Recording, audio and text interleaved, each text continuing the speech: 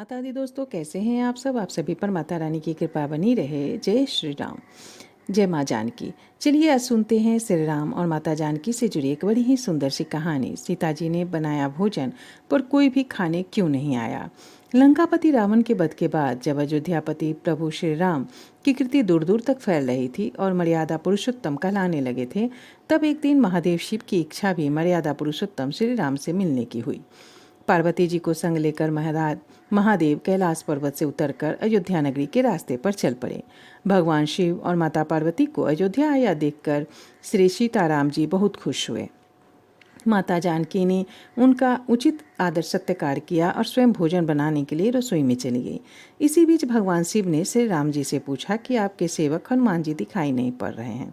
तब श्री राम ने कहा कि वे बगीचे में हैं। शिव जी ने श्री राम जी से बगीचे में जाने की अनुमति मांगी और पार्वती जी का हाथ थामकर बगीचे में आ गए। बगीचे की खूबसूरती देखकर उनका मन मोहित हो गया। आम के घने वृक्ष के नीचे हनुमान जी दीन दुनिया से बेखबर गहरी नींद में सोए थे। एक लय से खर्राटे से राम नाम की ध्वनि उठ रही थी। चकित होकर शिव जी और माता पार्वती एक दूसरे की ओर देखने लगे।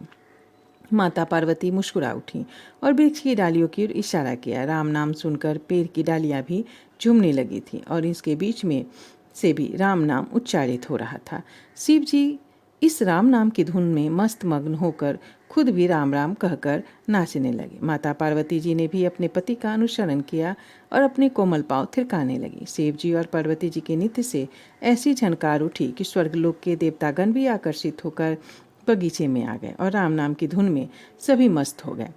माता जानकी भोजन तैयार करके प्रतीक्षारत थी, परंतु संध्या घिरने तक भी अतिथि नहीं पधारे। तब अपने देवर लक्ष्मण जी को बगीचे में भेजा। लक्ष्मण जी तो स्वयं भी को श्री राम का सेवक ही मानते थे, अतः बगीचे में आकर जब उन्होंने धरती पर स्वर्ग का नजारा देखा तो खुद भी राम नाम की धुन में झूम उठे। महल में माता जानकी परेशान हो रही थी कि अभी तक भोजन ग्रहण करने कोई क्यों नहीं आया। उन्होंने श्री राम जी से कहा कि भोजन ठंडा हो रहा है, चले हम ही जाकर बगीचे में सभी को ले आए। जब सीताराम जी बगीचे में गए तो वहाँ राम नाम की धूम मची हुई थी। हनुमान जी गहरी नींद में सोए हुए थे और उनके खर्राटे से अभी तक राम नाम निकल रहा था। श्री सियाराम भाव विहल हो उठे। राम जी ने हनुमान जी को नींद से जगाया और प्रेम से उनकी तरफ निहारने लगे।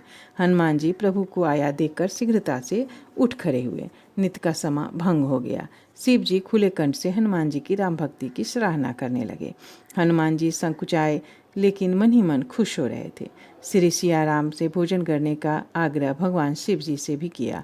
सभी लोग महल में भोजन करने के लिए चल पड़े। माता जानकी भोजन परोसने लगी। हनुमान जी को भी श्री राम जी की पंक्ति में बैठने का आदेश दिया। हनुमान जी बैठ तो गए, परंतु आदत ऐसी थी कि राम जी के भोजन करने के उपरांत ही सभी लोग भोजन करते थे। आज श्री राम के आदेश से पहले भोजन करना पड़ रहा था। माता जानकी हनुमान जी को भोजन परोसती जा रही थी, पर हनुमान जी का पेट ही नहीं भर रहा था। सीता जी कुछ समय तक तो उन्हें भोजन परोसती रहीं, फिर समझ गए कि इस तरह से तो हनुमान जी का पेट नहीं भरेगा। उन्होंने तुलसी के एक पत्ते पर राम नाम लिखा और भोजन के साथ हनुमान जी को परोस दिया। तुलसी पत्र खाते ही हनुमान जी को संतुष्टि मिली और वह भोजन खाकर उठ खड़े हुए।